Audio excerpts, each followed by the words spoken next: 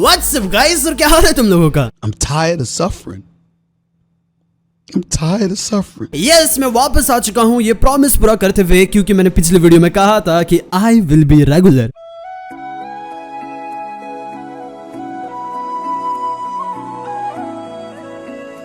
But still video में आगे जाने से पहले मैं ये कहना चाहता हूँ कि पिछले वीडियो में बहुत सारे लोगों ने ये कहा कि मैं मीम्स और जोक्स बहुत ही ज्यादा यूज कर रहा हूँ। सो आफ्टर केयरफुल कंसिडरेशन मैं इस मामले में इसी कंक्लूजन के साथ आया हूँ कि there will be no jokes guys. अब से मैं वीडियोस में जोक्स इस्तेमाल नहीं करूंगा।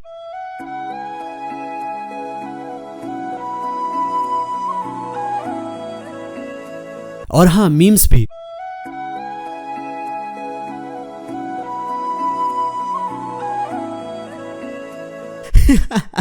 तुम्हें लगता है ऐसा होगा? इन दिस वीडियो हम कवर कर रहे हैं इताची शिंडेन। इसका इंट्रोडक्शन मैंने पिछले वीडियो में कर दिया था, सो प्लीज जाके देखो पहले, नहीं तो आई डोंट थिंक कि ये तुम्हें वीडियो समझ में आने वाली है। ये कंटिन्यूएशन है ऑफ द चैप्टर नंबर 1 जो कि मैंने पिछले वीडियो में थोड़ा सा कवर कर दिया था। सीन अब इतना आगे बढ़ चुका है, मिकोटो जो कि प्रेग्नेंट थी अब सासुके को बर्थ दे चुकी है। हमें ये बताया जाता है कि इताची अब कंटिन्यूअसली नॉन स्टॉप ट्रेनिंग करते ही जाता है, क्योंकि इताची का अब एक लाइफ में गोल बन गया है कि उसको लाइफ में सबसे पावरफुल निंजा बनना है। क्योंकि इताची एक आइडियोलॉजी डेवलप करता है कि अगर कि तुम एक पावरफुल इंसान हो विद अ ग्रेटर स्ट्रेंथ और तुम्हारे सामने दो लोग फाइट कर रहे हैं जो कि तुमसे कमजोर है और तुम उनको कहते हो कि फाइट स्टॉप करो, सो ऑफ कोर्स वो लोग अपने फाइट को स्टॉप करेंगे because due to the fear. ऐसा सोचो कि तुम और मैं फाइट कर रहे हैं और पीछे से ब्रॉक लेसनर आके हमको कहता है कि फाइट को स्टॉप करो नहीं तो मैं तुम्हें मारूंगा। डेफिनेटली तब हम लोग फाइट को रोकेंगे, क्योंकि ऑफ कोर्स F5 किसको खाना है। अचानक से सीन आता है इताची में जहां पे वो कुनाई की ट्रेनिंग कर रहा होता है। लेकिन जब इताची ट्रेनिंग कर रहा होता है कोई उसको पीछे से देख रहा होता है। वो अचानक से आगे आके कहता है कि इस एज में कुनाई की इतनी अच्छी mastery, you are really something. हाँ, वो अपने हाथ को हैंडशेक के लिए आगे बढ़ाता है और कहता है कि आई एम उचिहा शिशुई।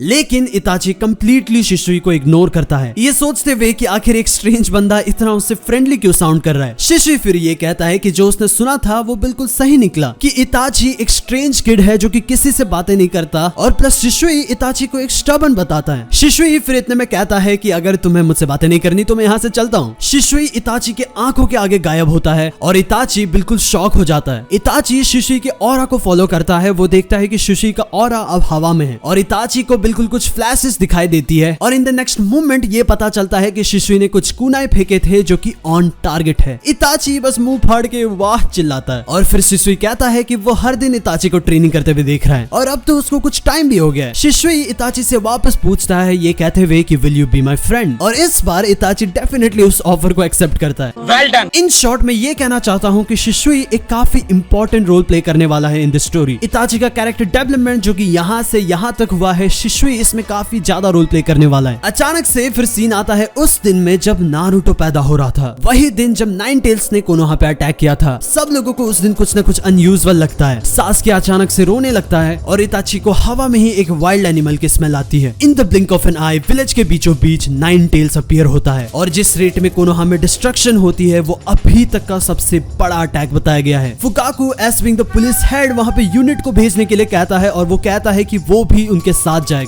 ये चीज दिखाती है कि फुकाकू अकेले भी नाइन टेल फॉक्स से लड़ने के लिए रेडी था। बट स्टिल उचिहा क्लैन यहाँ पे इस चीज को लेकर कंफ्यूज रहती है कि नाइन टेल्स का अटैक यहाँ पे कैसे हो रहा है, क्योंकि लॉजिकली देखे तो नाइन टेल्स को तो बस उचिहा का शारिंगान ही कंट्रोल कर सकता है और उचिहा क्लैन ने तो ये अटैक कराया ही नहीं। लेकिन यहाँ पे टेक्निकली देखे तो ये अटैक उचिहा ने ही कराया था, वो उचिहा ने जिसको उचिहा क्लैन को लगा था कि वो डेड है। यस, ओबिटो द सिंप ने।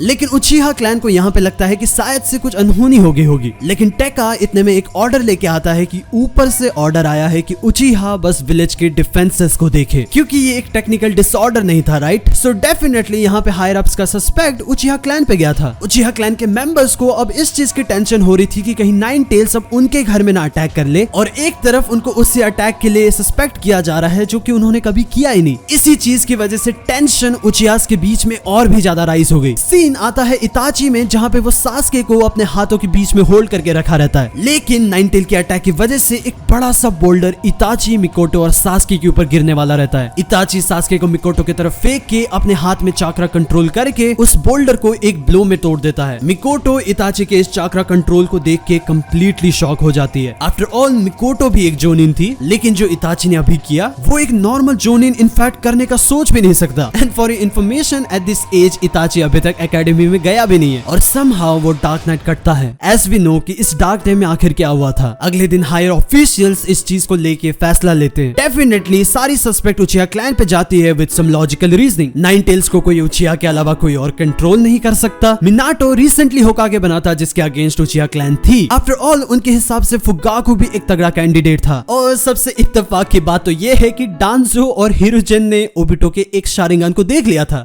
Well, we're fucked.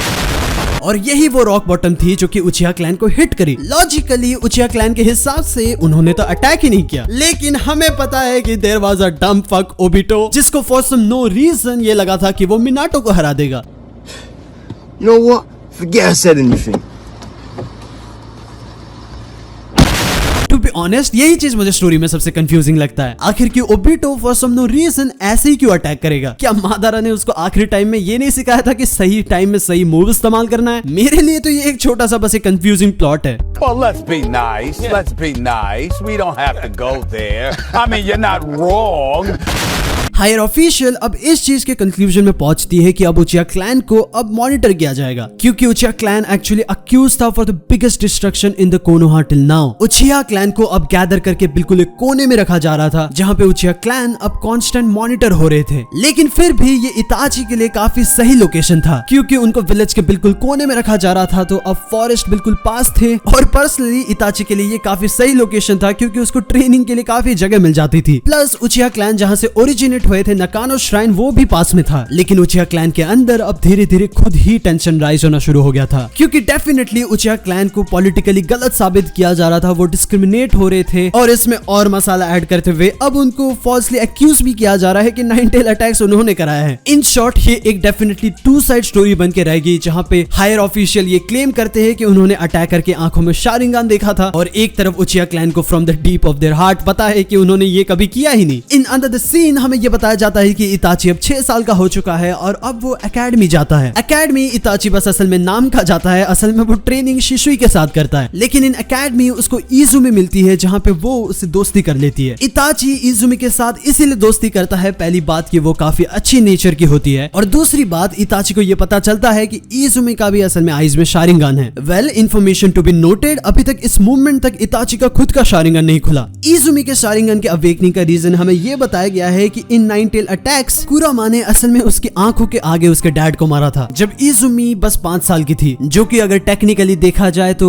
इस हिसाब से इजुमी एक यंगेस्ट उचिया हुई जिसने कभी शारिंगान को खोला हो। इजुमी यहाँ पे कह सकती है कि यू थॉट इट वाज इताची, लेकिन इट वाज मी, इजुमी उचिया। लेकिन जैसे जैसे टाइम पास हो रही थी, वैसे वैसे उचिया क्लैन के बीच में और टेंशन राइज भी हो रही थी। लेकिन सीन आता है डांजो और इताची में। ये वो दिन है जब इताची ग्रेजुएट हो रहा था। सेरेमनी के बाद डांजो इताची से मिलता है। डांजो देखता है कि इताची के ऑफ कोर्स एक्सीलेंट ग्रेड्स है। अब डांजो को यहाँ पे ये इंटरेस्ट जगता है कि he wants to test Itachi's ideology. आखिर इताची एज अ सिनोबी कैसा सोचता है। डांजो इताची से ये पूछता है, तुम एक शिप के कैप्टन हो और तुम्हारे टीम में 10 लोग थे, उनमें से एक अचानक से बीमार हो जाता है और ये एक कंफर्म है कि वो मरेगा ही मरेगा, और इस चीज का भी रिस्क है कि जो इंसान बीमार हुआ था हो सकता है कि उसकी बीमारी बाकी 9 लोगों को भी फैल जाए और बाकी 9 लोग भी मर जाए। डांजो इताची से सिंपली पूछता है कि ऐसे सिचुएशन में तुम क्या करोगे। इताची ये रिप्लाई देता है कि उन 9 लोगों की सेफ्टी के लिए मैं उस एक इंसान को मार दूंगा। डांजो इस आंसर को सुन के सिंपली मुस्कुराता है। वो इताची से सिंपली कहता है कि chaos will follow you throughout your life। ये इसीलिए क्योंकि डांजो यहाँ पे देख सकता है कि उसकी आइडियोलॉजी और इताची की आइडियोलॉजी बिल्कुल सेम है। ये चीज देखने के बाद मुझे नहीं लगता कि तुम्हें एक वीडियो की भी जरूरत है जहाँ पे हम डांजो के बारे में बात करें कि वो अच्छा है या फिर बुरा। तो यार बस आज के लिए भी बस इतना ही। This is where the chapter number 1 ends, और मैं सोच रहा हूँ कि क्यों ना हम थोड़े से और एनिमेस को इस चैनल में ऐड करें। अभी तक मैंने जितना सोचा है कि हो सकता है कि वो वन पीस हो सकता है, और मैं हो सकता है कि वन पंच मैन को वापस कवर करना स्टार्ट कर दूं। क्यों ना यार तुम लोग अपनी अपनी ओपिनियन मुझे नीचे बताओ, और अगर तुमने वीडियो को यहाँ तक देखी है तो क्यों ना यार तुम लोग नीचे कुछ भी लिख दो, बस ये बता दो कि तुम लोग यहाँ तक थे। नेक्स्ट वीडियो तक के लिए गुड बाय।